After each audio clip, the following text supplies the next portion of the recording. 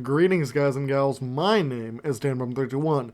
I am the creator of This World of Weird, and this is my developer commentary on Episode 1, A Machine and a Hero.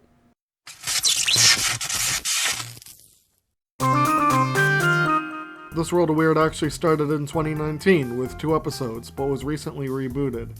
The story of Episode 1, no, not that one, this one. Actually, no, wait, it's both. Wait, now I'm just confusing you. Oops. Let me explain. Episode 1, this one, the new one, has a very similar story to the original Episode 1 and 2 combined.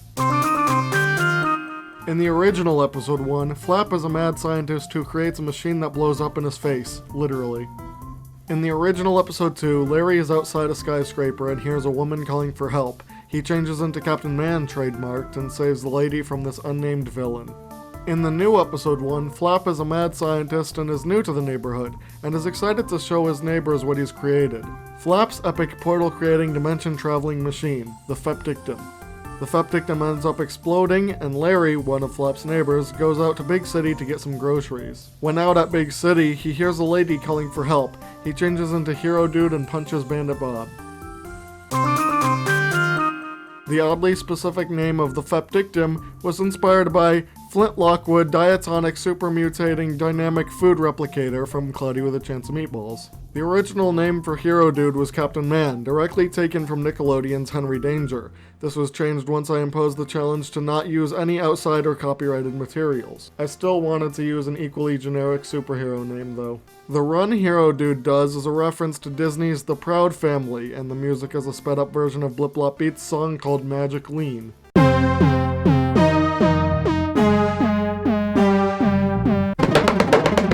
No! The punch Hero Dude does is a reference to Markiplier. Flap's voice is far louder than Clyde's and Larry's due to me still learning how to edit audio properly, and the audio Draven sent me was quieter than the audio I recorded. Larry and Clyde are playing basketball despite the lack of a hoop in Clyde's driveway.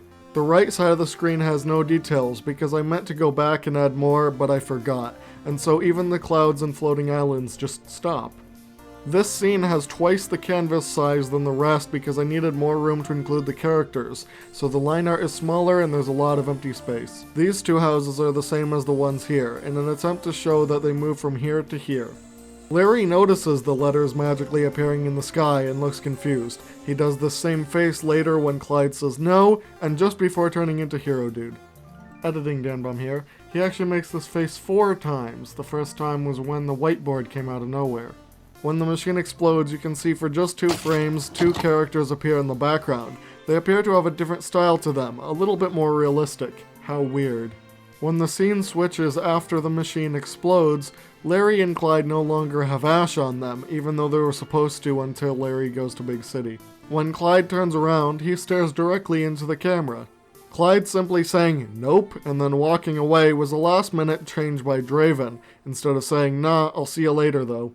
Larry smashing through a window and bursting out the door a second later in his Hero Dude outfit is a play on superheroes changing into their outfits ridiculously fast. The reason Larry smashes through a window is because in the original Episode 2, Captain Man smashes through a window to save the lady, but in the new episode they are set outside, but I wanted to keep the window smash. There was originally going to be a scream when Hero Dude smashes through the window.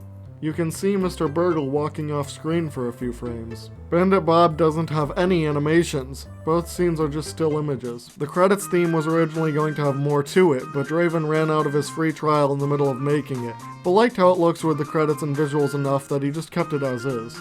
After getting Ableton back, Draven made a full version of the song that you can find on his Blip Blop Beats channel in the description.